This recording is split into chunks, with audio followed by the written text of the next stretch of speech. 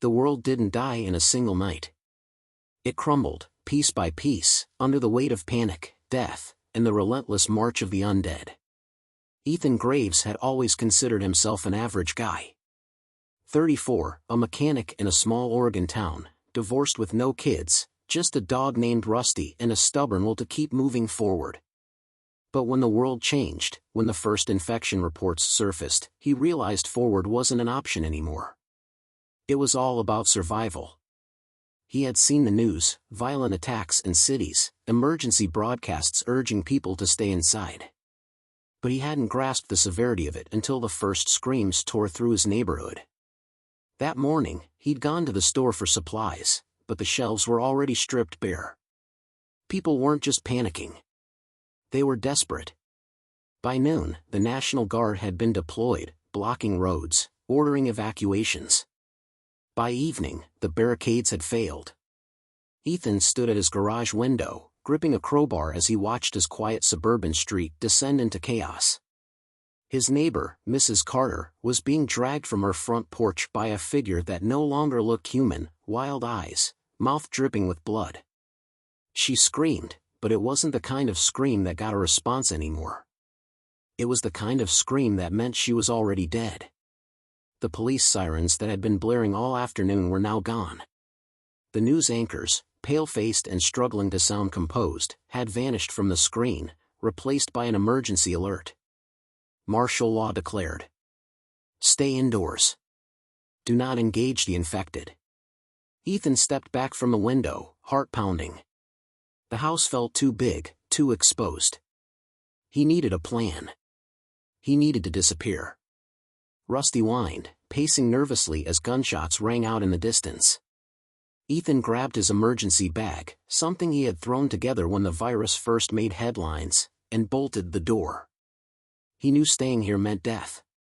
His first thought was to head to the woods. He had spent years hunting with his dad before he passed, knew how to set traps, knew how to navigate through rough terrain. The city was a death trap, too many people, too many corpses waiting to rise. He shoved a few more supplies into his truck, made sure his shotgun was loaded, and let Rusty hop into the passenger seat. He took one last look at the house, at the life he was leaving behind, and turned the key in the ignition. The drive was a nightmare. The streets were filled with abandoned cars, wreckage, and shambling figures.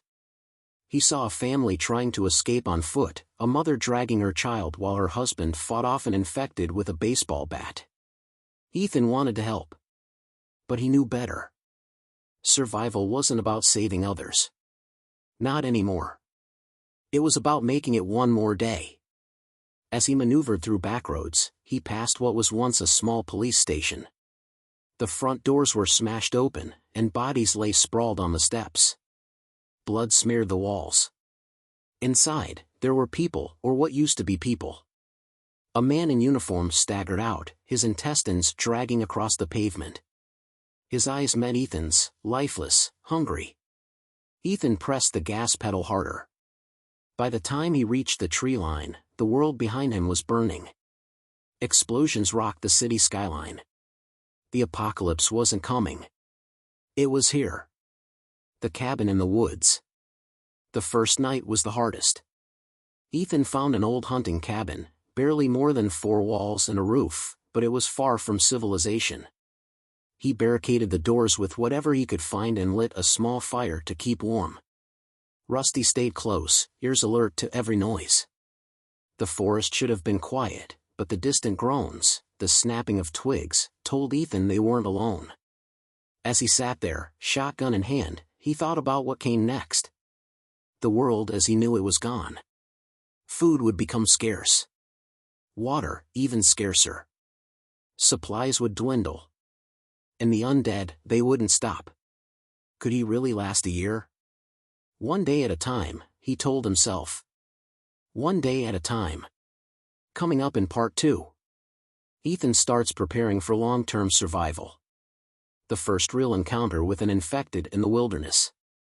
A decision that could mean life or death. The first morning in the cabin was eerily silent.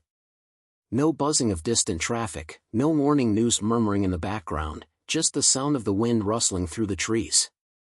For a brief moment, Ethan could almost pretend the world hadn't ended. But then he heard them. The slow, uneven shuffle of feet somewhere in the woods. The low, guttural groans of something not human. Ethan gripped his shotgun and crept toward the small window. Rusty let out a soft growl, his ears perked. The dog had good instincts, he'd never reacted to animals or passing hikers like this before. This was something different. Something wrong. Ethan spotted the figure moving through the trees, a lone zombie, dressed in what used to be a postal worker's uniform. The blue fabric was stained dark with dried blood, its mailbag still slung over one shoulder as if some part of it remembered its old life. Its head jerked unnaturally with each step, like a broken marionette, as it sniffed at the air. It hadn't seen him. Not yet. Ethan exhaled slowly. He knew this moment would come, the first kill. He had avoided them on the way here, but he couldn't keep running forever. If he wanted to survive, he had to be willing to fight.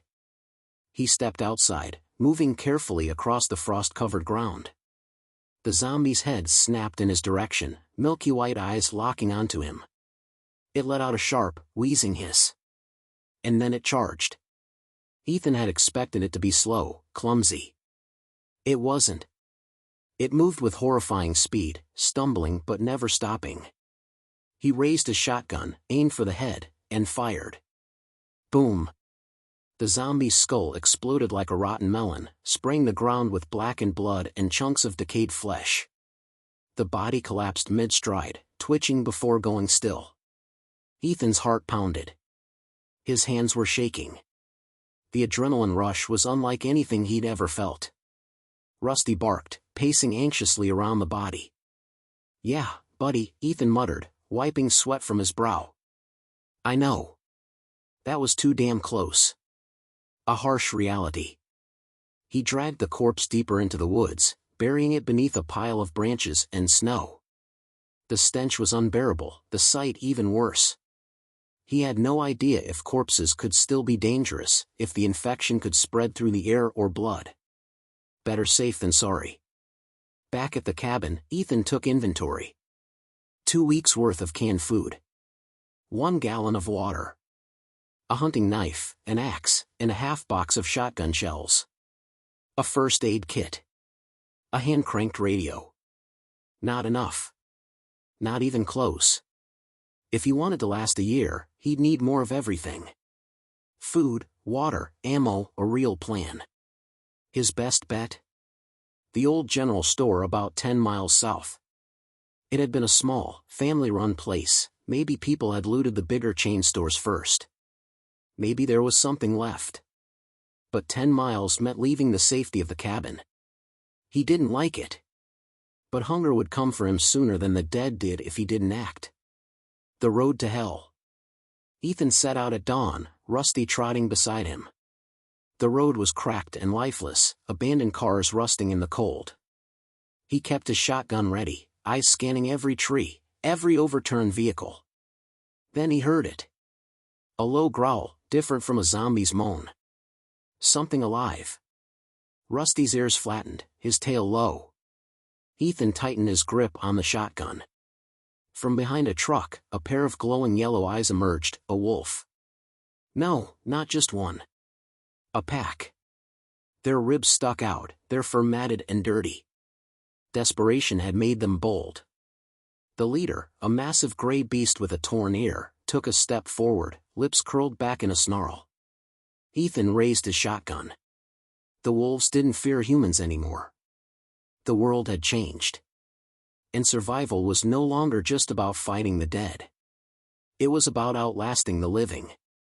Coming up in Part 3. The fight for survival against the wolves. The discovery of a human survivor. The general store may not be as abandoned as Ethan hoped. Ethan didn't move. The lead wolf stood its ground, staring at him with hunger in its yellow eyes. The rest of the pack fanned out, silent shadows slinking through the wreckage. These weren't scavengers. They were hunters. And Ethan was on the menu. Rusty let out a low, warning growl. His fur bristled, but even he knew they were outnumbered. Ethan had seconds to decide: run, fight, or die. His shotgun was ready, but with only 4 shells in the tube and half a dozen wolves closing in, he'd be out of ammo before they were out of teeth. He took a slow step back. The leader snarled. Wrong move. The wolf lunged. Ethan fired. The shotgun blast tore through the beast's chest, sending it skidding across the pavement in a heap. The others hesitated, just for a moment. Then they attacked. Rusty barked and snapped at a wolf that got too close. Ethan swung his shotgun like a club, cracking another across the skull. Claws raked his arm, tearing through his jacket. A set of jaws snapped inches from his face, but he shoved the barrel of his gun under the wolf's chin and pulled the trigger. Boom. Another down. But they kept coming. He reached for his knife, slashing wildly as teeth sank into his boot. He kicked hard, sending the attacker tumbling. Another leaped at him, Rusty intercepted, sinking his teeth into its throat. A savage, primal sound filled the air as his loyal dog fought like a demon. Then, just as suddenly as it started, the fight was over. The remaining wolves retreated into the trees, dragging their wounded with them. Ethan staggered back, his breath coming in ragged gasps. His hands were shaking. Blood dripped from his arm, his leg throbbed, and Rusty's fur was matted with dirt and gore. Good boy, Ethan muttered, kneeling beside him. Rusty wagged his tail weakly, his muzzle still dripping with blood. Ethan wiped sweat from his brow and turned his gaze toward the road ahead. If this was only 10 miles into his journey, he wasn't sure he wanted to see what came next. The girl in the general store. By the time Ethan reached the general store, the sun was dipping low behind the mountains. The small, family-run building stood silent, its windows shattered, shelves overturned inside. A faded sign hung over the entrance. Carter's Supply, fresh goods, honest deals. The door creaked as he stepped inside. The air was thick with the stench of rot and mildew. Bloodstains painted the floor, but no bodies. A bad sign. Ethan moved cautiously, keeping his shotgun ready. Most of the shelves had already been picked clean, but as he searched deeper, he found treasures others had overlooked: cans of beans, a half-full case of bottled water, a first aid kit. Jackpot. He had just stuffed his bag full when he heard it, a rustling sound from the back room. Someone, or something, was inside. Ethan raised his shotgun and edged toward the door. He took a deep breath, then shoved it open. A girl. No older than 18. Dirty, skinny, a gash on her forehead that looked days old. She shrieked and scrambled back, clutching a broken chair leg like it was a sword. Stay back, she snapped. Her voice was hoarse, like she hadn't spoken in days. Ethan lowered his shotgun slightly. Easy. I'm not here to hurt you. The girl's blue eyes darted between him and Rusty, her grip tightening on the chair leg. Yeah, she panted. Then why are you pointing a gun at me? Fair point. Ethan slung the shotgun over his shoulder. Name's Ethan. Just looking for supplies. Didn't know anyone was here. The girl hesitated. Then, slowly, she lowered her makeshift weapon. I'm Ava, she said. Her voice was still weary, but her body sagged with exhaustion. You're the first living person I've seen in over a week. Ethan studied her. She was malnourished, probably dehydrated, and judging by the bloodstains on her shirt, she'd had a rough time before she got here. You alone? He asked. Ava's jaw tightened. Not by choice. Ethan didn't push. He knew that look, the same one he saw in the mirror every morning. She had lost people. Probably everyone. Trust is a dangerous thing. Ethan gave her half a water bottle. She drank like a dying woman, then wiped her mouth and looked him over. So, what now? He hadn't planned on picking up strays. But could he really leave her here? You got a weapon? He asked. Ava hesitated, then pulled out a rusted switchblade. Not much, she admitted. He sighed. Then you won't last long on your own. She bristled. I've made it this far. How many shells you got left? She gestured at his shotgun. Ethan exhaled. Not enough. She smirked. Then neither will you. He had to admit, she had a point. Finally, he made his decision. I've got a place. It's safe, safer than here. But if you come with me, you pull your weight. No freeloaders. Understood? Ava studied him for a long moment. Then, to his surprise, she nodded. Deal. Ethan wasn't sure if bringing her along was the right call. But he did know one thing. Surviving this year just got a hell of a lot harder. Coming up in part 4. Ethan and Ava head back to the cabin, but someone's watching. An encounter with the undead forces them to work together. A secret Ava's hiding threatens to change everything. Ethan wasn't sure bringing Ava along was the right decision, but he was sure of one thing: traveling with someone else changed everything. Before, he only had to watch his own back. Now, he had someone else to worry about. Someone who might slow him down, make mistakes, or worse, betray him. But he also couldn't ignore the truth: she was right. He was running out of ammo. The wolves had nearly torn him apart. If he got cornered again, he might not be so lucky. A second pair of hands, a second gun, could be the difference between life and death. The journey back. They left Carter's supply just before sundown, cutting through the backroads to avoid the main highway. Rusty trotted ahead, his ears alert, sniffing the air for any sign of danger. Ava moved silently, keeping close but never too close. Ethan could tell she was still wary of him, still deciding if she could trust him. Good. Trust was a dangerous thing these days. They had barely gone 2 miles when Rusty froze. His fur bristled, his tail low.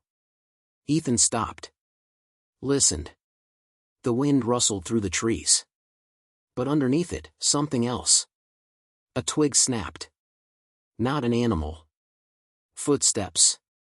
Someone was watching them. Ethan signaled for Ava to get low. She obeyed without question, gripping her switchblade tightly. Slowly, he raised his shotgun, scanning the dense tree line. The last time he had felt this kind of tension, wolves had attacked. This wasn't wolves. Then, movement, a shadow slipping between the trees. Ethan aimed. Step out, slow and easy, he called. No response.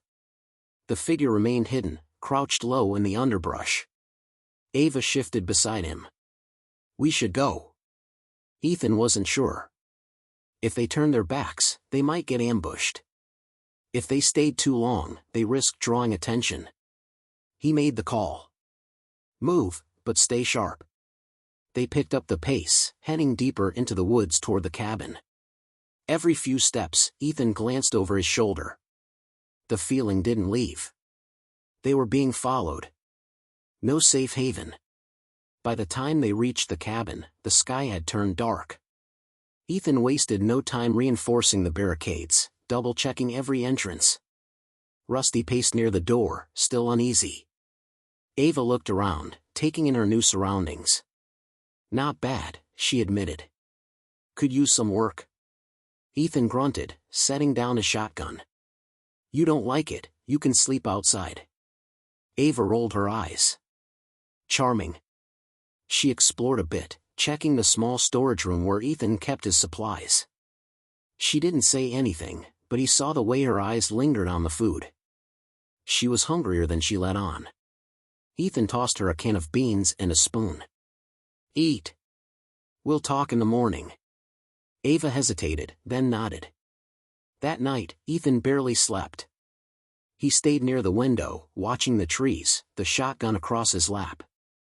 Rusty curled up beside him, ears twitching at every sound.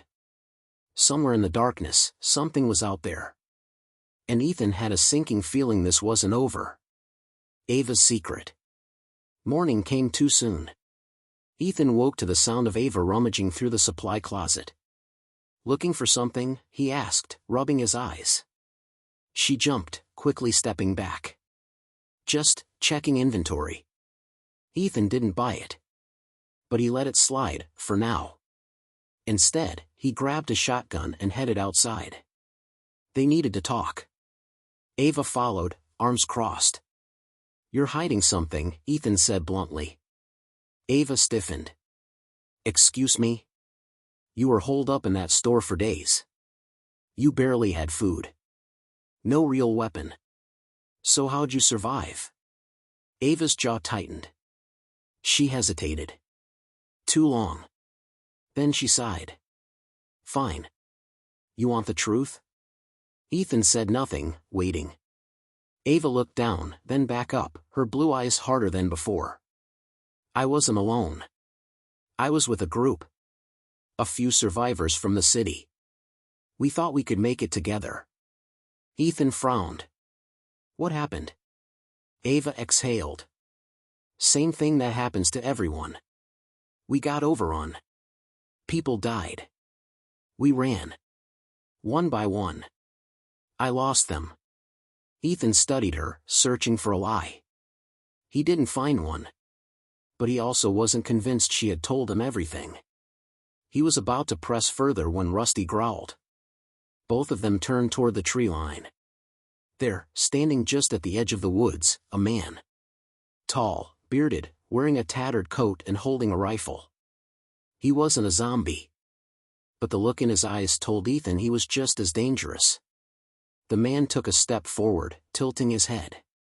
"Well, now, looks like I finally found you." Ava paled. Ethan's grip tightened on his shotgun. "You know him?" Ava swallowed hard. "Yeah," she said softly. "I know him." And by the look in her eyes, Ethan could tell this wasn't good. Coming up in Part 5. Who is the mysterious man? A tense standoff threatens Ethan's cabin. Ava's past finally catches up with her, and the consequences could be deadly. Ethan's instincts screamed danger. The man at the tree line stood still, his rifle resting casually over his shoulder. His posture was relaxed, but his eyes, those cold, calculating eyes, told a different story. Ava had gone stiff beside Ethan, her hands clenched into fists. Rusty growled low in his throat, his fur bristling. Ethan didn't lower his shotgun. "You got 3 seconds to explain yourself," he called out. The man smirked, stepping forward. "Easy there, friend. No need to get jumpy." "Not your friend," Ethan shot back. "Talk." The man chuckled. "Name's Randall. And I'm here for the girl." Ava inhaled sharply. Ethan caught the flicker of panic in her eyes. Randall's smirk widened. "She hasn't told you, has she?" Ethan glanced at Ava. "Told me what?" Ava took a step back. "Don't listen to him." Randall cocked his head. "So, you're keeping secrets, huh?" He turned his gaze back to Ethan. "Let me guess, she told you she was part of a group? How they all died and she was the last survivor?" He let out a dry laugh. "That's cute." Ethan's grip tightened. "What are you getting at?" Randall exhaled, shaking his head. "See, I was part of that group. And the only reason I'm not dead is because little Miss Ava here decided to run and leave us to die." Ethan turned to Ava. "Is that true?" Ava's eyes darted between them, her breath coming faster. "It's not that simple." Randall snorted. "Oh, it's simple, all right.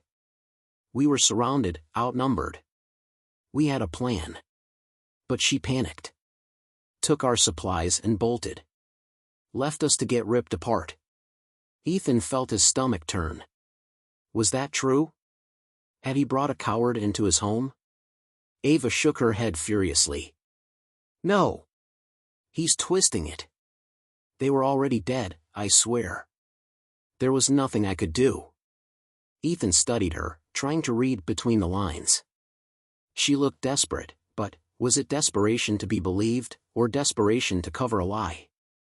Randall took another step forward. "Now, I ain't got no quarrel with you, stranger. Just hand her over, and I'll be on my way." Ethan's shotgun remained steady. "Not happening." Randall sighed. Figured you'd say that. Gunfire and consequences. Before Ethan could react, Randall's rifle snapped up. Bang! Ethan threw himself aside as a bullet ripped through the air, splintering the cabin wall behind him. Ava dove for cover, Rusty barking furiously. Ethan rolled behind an overturned log and fired off a blast from his shotgun.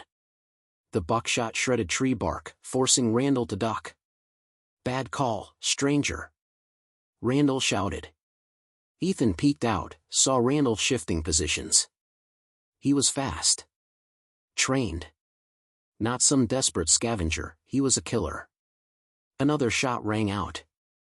Wood chips flew as a bullet barely missed Ethan's shoulder. Ava crawled toward him, her switchblade useless in a gunfight. We have to run.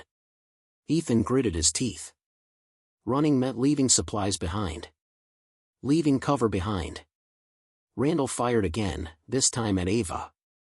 She yelped, rolling behind a tree just in time. Ethan had to end this. Randall was smart, but he had one weakness: he thought Ethan was alone.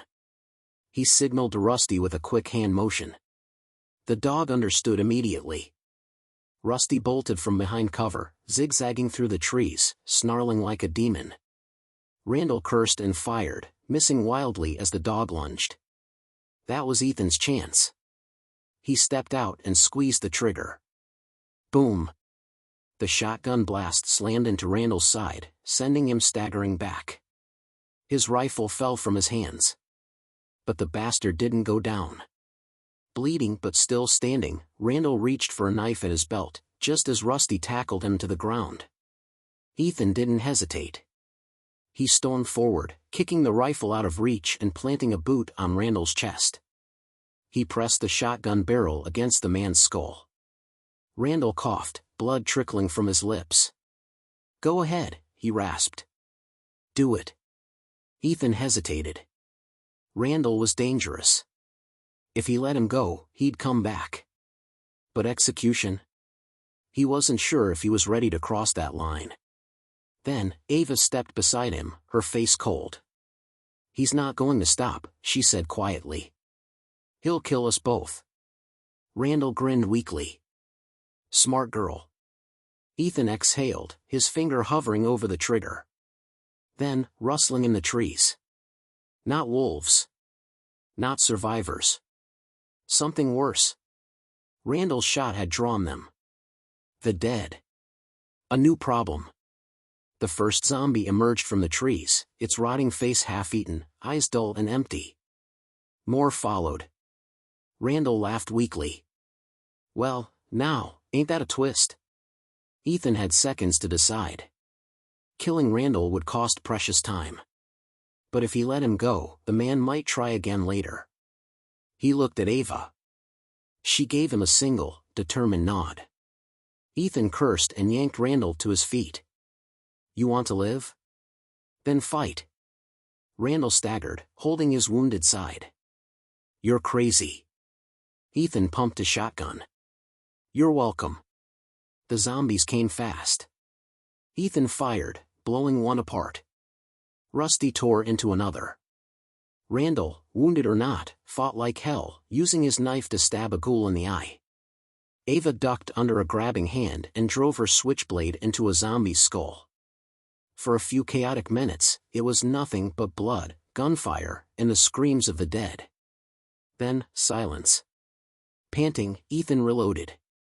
Ava wiped blood from her cheek. Randall slumped against a tree, exhausted. You should have killed me, he muttered. Ethan met his gaze. Maybe.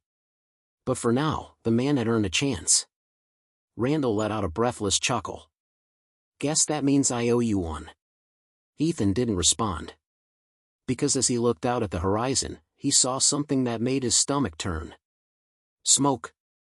Thick, black smoke rising in the distance. And where there was smoke, there were people. Surviving the dead was one thing. Surviving the living? That was another battle entirely. Coming up in Part 6. Who started the fire? A dangerous supply run into unknown territory. The uneasy alliance between Ethan, Ava, and Randall is tested. Ethan watched the smoke curl into the sky, thick and black against the gray morning light. Something was burning. Something big. Randall sat against a tree, clutching his wounded side. "Well, that's new," he muttered. Ava wiped her knife clean, eyeing the smoke warily. It could be a settlement. Or a trap. Ethan didn't like either option. Doesn't matter. If something's burning, there'll be people. And if there are people, there's a chance for supplies. Randall chuckled weakly. Or a chance to get shot. Ethan turned to him. "You're in no shape to go anywhere. Stay here." Randall scoffed. "Yeah, I'll just sit here and wait for the next batch of deadheads." "Sounds fun." Ethan ignored him. He checked his shotgun, then looked at Ava. "You coming?" She hesitated, glancing between Ethan and Randall. There was tension now. Randall had accused her of abandoning her last group. Ethan wasn't sure if he believed it. But what mattered was right now. And right now, he needed a second pair of hands. Ava nodded. "I'll go." Ethan looked down at Rusty. "Stay here. Keep an eye on him." The dog whined but obeyed. Ethan and Ava set off toward the smoke. A dead town. They moved cautiously, keeping to the trees. The smoke led them to what had once been a small roadside town. Now, a graveyard. Buildings were charred husks. Cars sat abandoned, some melted from the heat of the fire. Bodies, fresh ones, littered the streets. Ava covered her nose. What the hell happened here? Ethan crouched, touching the dirt. Fires recent. Maybe last night. Ava studied the bodies. Some were shot. Others, torn apart. Ethan's jaw clenched. Raiders? Or worse. The wind carried the stench of burnt flesh. Somewhere in the distance, a metal sign creaked in the breeze. Then, movement. A shadow shifted near a burned-out gas station. Ethan raised his shotgun. "We're not alone." Ava pulled her knife. They moved in slow, careful. A figure stumbled out of the wreckage, a survivor. She was young, maybe 16, wrapped in a dirty hoodie. Her hands were bloody. Her eyes, wild with fear. She saw them and flinched. Please," she whispered. "Help me." Ava took a step forward. "Are you hurt?" The girl shook her head violently. "No. But, they're coming." Ethan stiffened. "Who?" The girl's breath hitched. "The ones who did this." Ava cursed under her breath. "We need to go. Now." Ethan agreed. He reached for the girl's arm, then heard the engines. Motorcycles.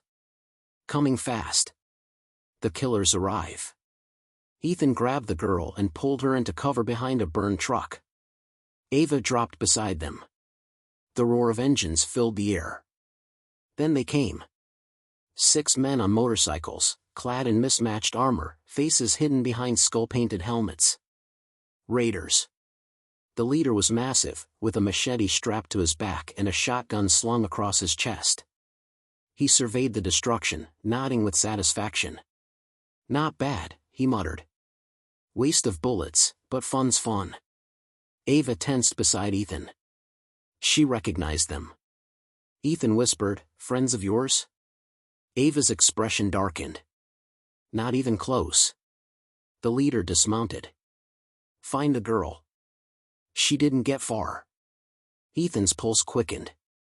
They were hunting the survivor.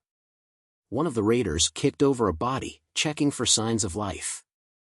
"She's gotta be close, Reaper." Ethan gritted his teeth.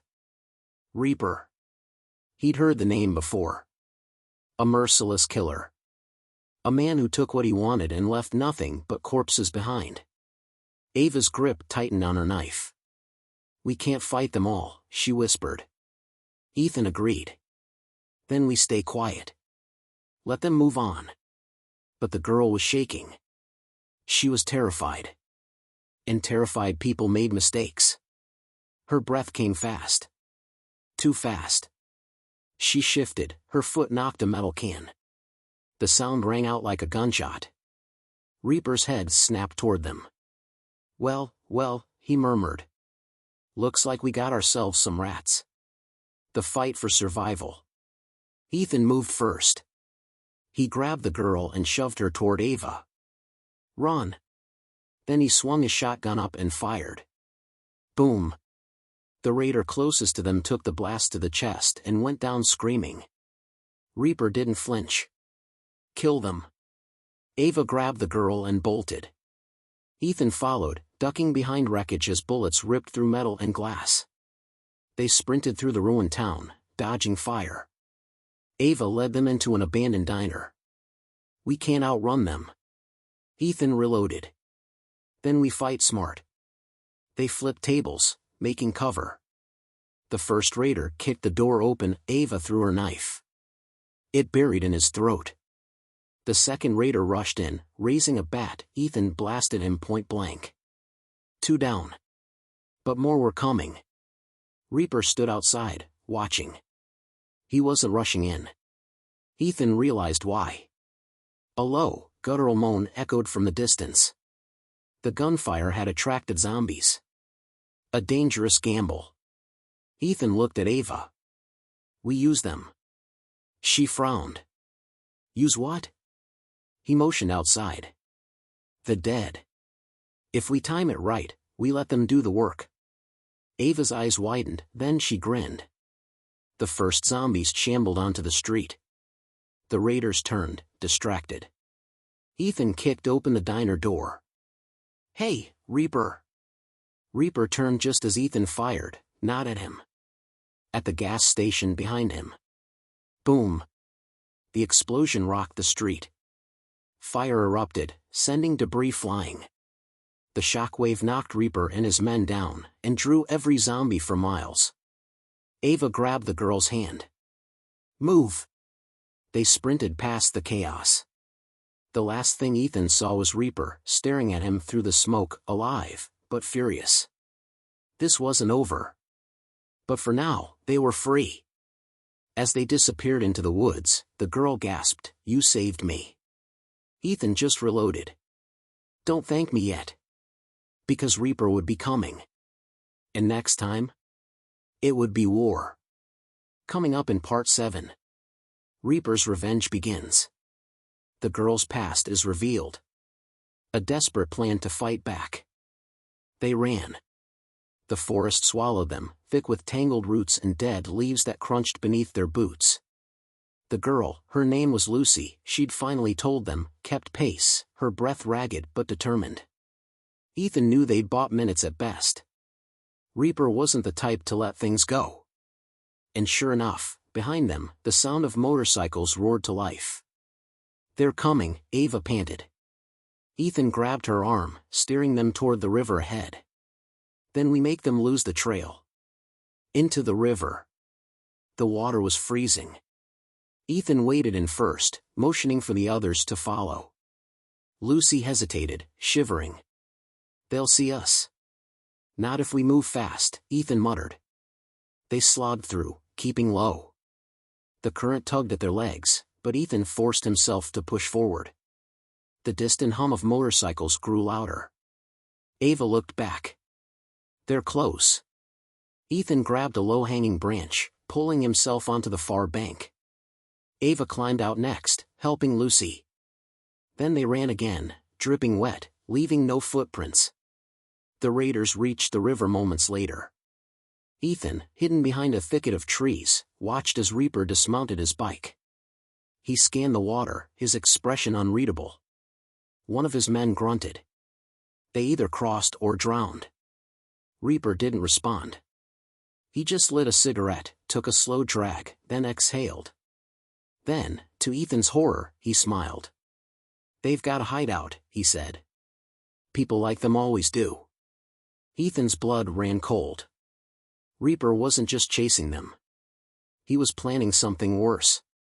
The return to the cabin. They didn't stop moving until nightfall. By then, their bodies were numb, their stomachs growling.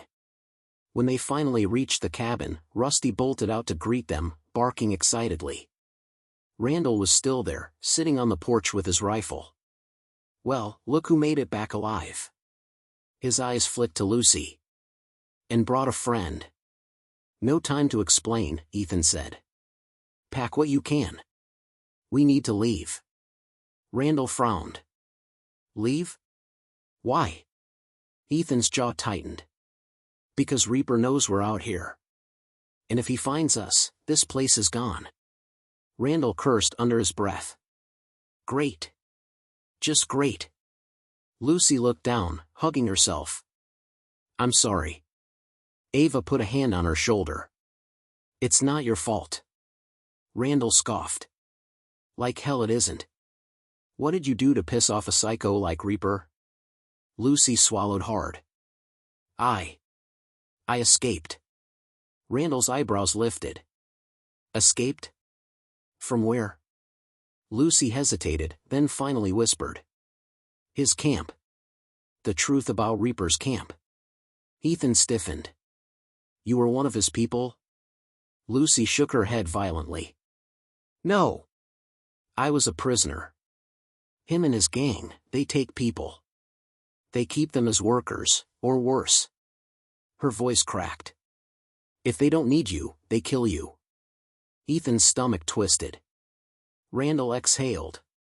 "And you led them right to us." Ethan shot him a glare, but the man had a point.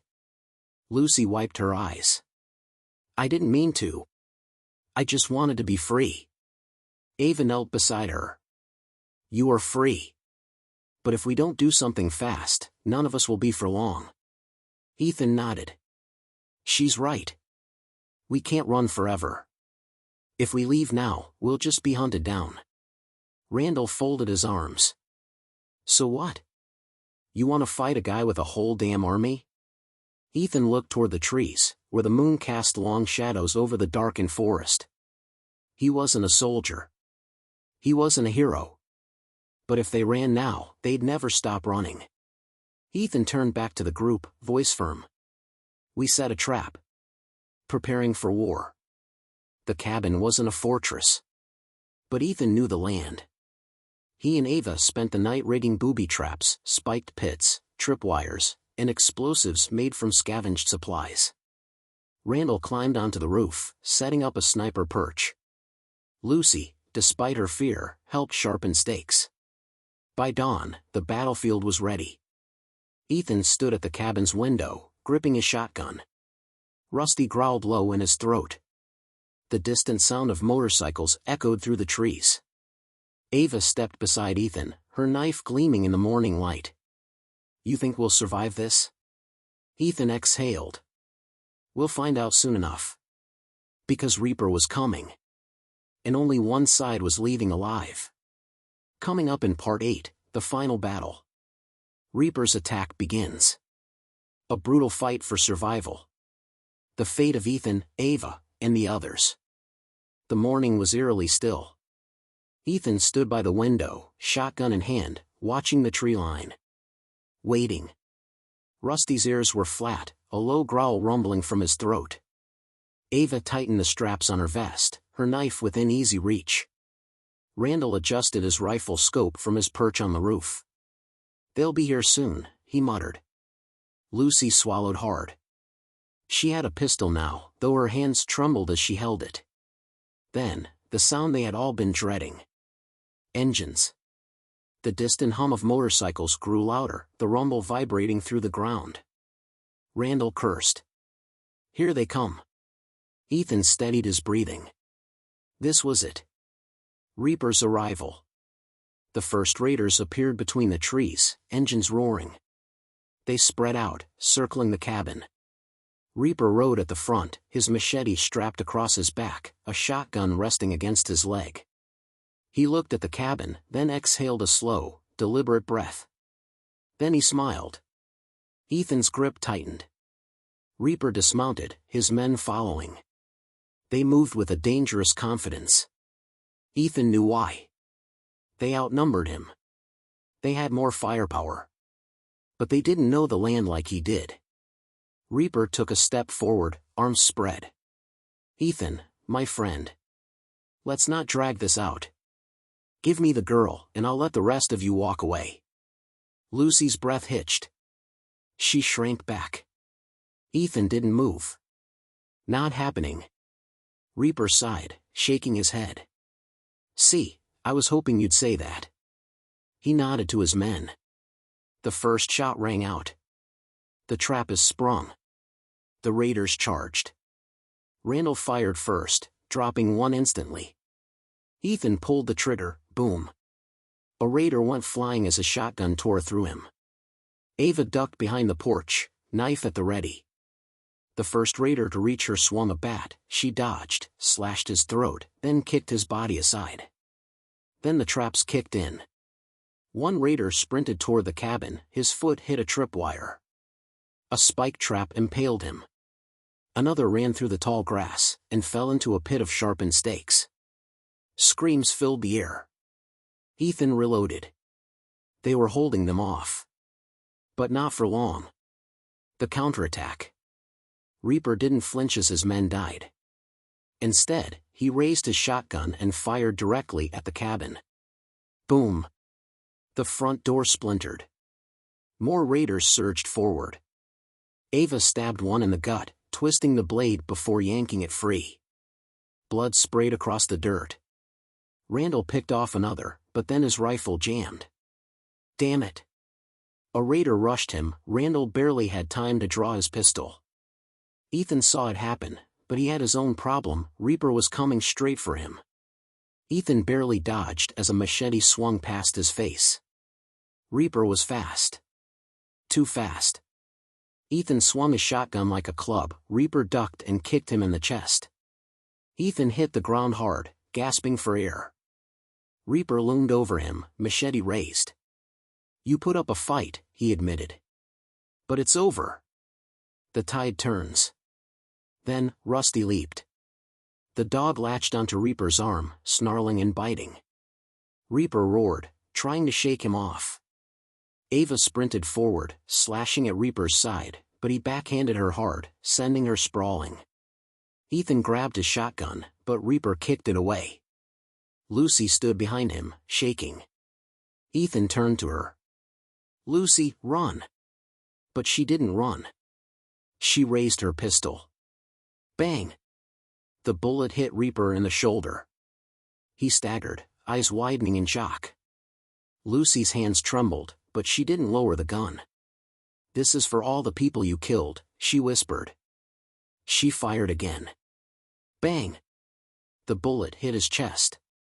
Reaper collapsed. Dead. The end of Reaper's gang. With their leader gone, the remaining raiders panicked. Some ran. Others tried to fight, but without Reaper, they were nothing. Randall shot the last one in the head, then exhaled sharply. Silence fell over the battlefield. Ethan pushed himself up, chest heaving. Lucy still held the pistol, staring at Reaper's body. She was shaking. Ethan walked over, gently lowering her arm. "It's over." Lucy swallowed hard. "I thought I'd be scared." "Are you?" She looked at Reaper's lifeless face. Then she shook her head.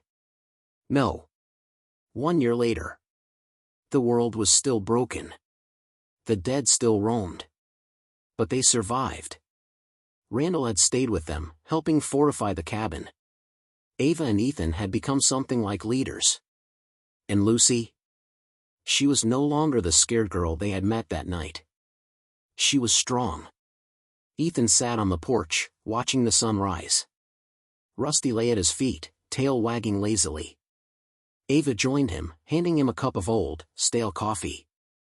"We made it," she murmured. Ethan took a sip, smiling faintly. Yeah. They had survived. 365 days in hell. And they were still alive. The end.